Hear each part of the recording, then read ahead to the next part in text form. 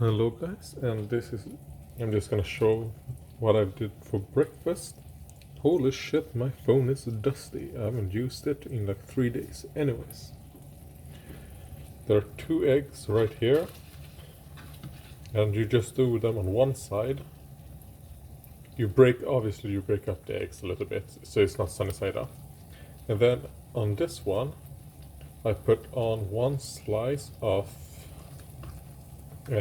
red cheddar, and on this one it's something else. So there's 2 different slices of cheese on them. And with that, a little bit of salad.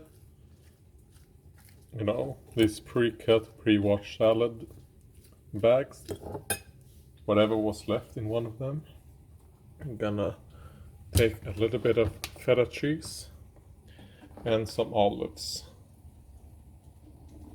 Some black olives, Kalamata. Now that is going to be my breakfast.